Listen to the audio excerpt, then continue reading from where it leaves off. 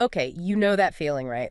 That real buzz before a massive football semifinal. Oh yeah, the tension is palpable. Well, today we're diving into something fascinating related to that. It's the pre-semifinal press conference from Luis Enrique, the PSG head coach, as they gear up to face Real Madrid. Hmm. You sent over these excerpts, fiery statements from Luis Enrique before the semifinal clash against Real Madrid. And wow, there's so much more here than just, game tactics. Exactly. What's really compelling, I think, is how Enrique handles that intense pressure. It's um, it's more than football. It really reveals his philosophy on leading, on staying strong mentally, and surprisingly, even on social media. Right, it's like a blueprint for staying focused when everything's on the line. Precisely. So our mission here is to pull out those key nuggets. The mindset, yeah. Yeah, the approach and maybe some of those unexpected insights you mentioned from a manager who's really at the top of his game. Do it. Okay, first off, the immediate setting. He talks about the heat, the humidity, you can almost feel it. Yeah, he acknowledges it straight up. He does. Says they're not ideal for quality football, but then crucially, he doesn't complain. He calls it a shared challenge. Move is key. And he adds his team is used to such environments, mentioning their World Cup experience. It's such a calm acceptance. It really is. And connecting that to the bigger picture, it highlights his focus on mental resilience. It's like, okay, accept the situation. It's the same for both sides. Maintains that even playing field idea. Exactly. No excuses, just deal with it. Yeah, It's about controlling what you can control, which is your reaction. that makes sense. Then there's the personal angle. Facing Real Madrid, that's got to be a special match for him personally, which he admits. Sure, you can't ignore that history. But he pivots so fast, stresses it's still a semifinal like any other, and the focus is just fighting for that final spot. Hmm. And then inevitably, the Kylian Mbappe question comes up after his departure. How he handled that was quite something. Yeah, managing that emotional weight, especially in public.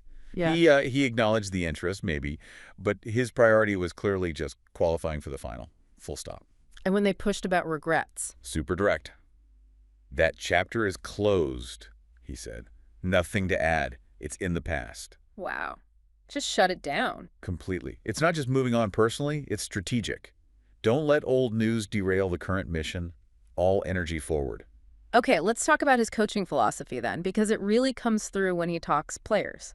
Like with Akraf Hakimi and Trent Alexander-Arnold. Right? The comparison question. He totally sidestepped comparing them directly, didn't he? He did. Instead, he gave Hakimi really strong individual praise, called him one of the best right backs he's ever coached or seen. High praise indeed. And also mentioned Nuno Mendes being at a high level. Yeah, of acknowledging individual quality. Right. What this really points to, I think, is his core belief.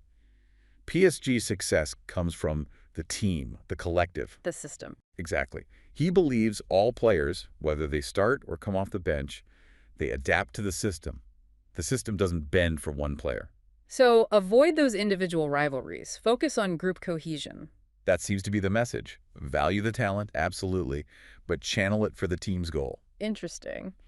And lastly, something a bit different, his view on social media. Ah, yes, that was unexpected. He said he was active during the World Cup, but now he limits it. Says it's overwhelming. Yeah, prefers to focus on the job. Right, wants to avoid being swayed by praise or criticism from strangers, as he put it. That's a conscious choice. It is, and he apparently got mostly positive feedback before, but he's still warned about the downsides of social media, Yeah. even if there are some good aspects. So it's not just a personal dislike, it's a focused strategy. I think so. Protecting his mental space, you know. Yeah. Avoiding the noise, good or bad, that could distract from the main objective.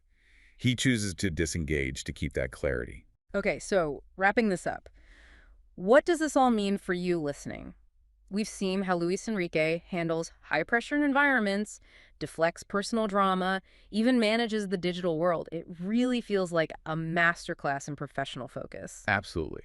I think it underlines how important it is to, well, to keep your own conviction when there's so much external noise, whether that's the roar of a semifinal crowd or just opinions flying around online. True. Knowledge is powerful when you figure out how to apply it. Exactly. Understanding is the first step. Applying it is where the value lies. So maybe a final thought for everyone listening. Think about how his approach, handling pressure, dealing with past issues, tuning out distractions like social media, how could that apply in your high-stakes moments? How do you stay focused on your goals when things try to pull you off course? Definitely something worth considering. That inner conviction is key.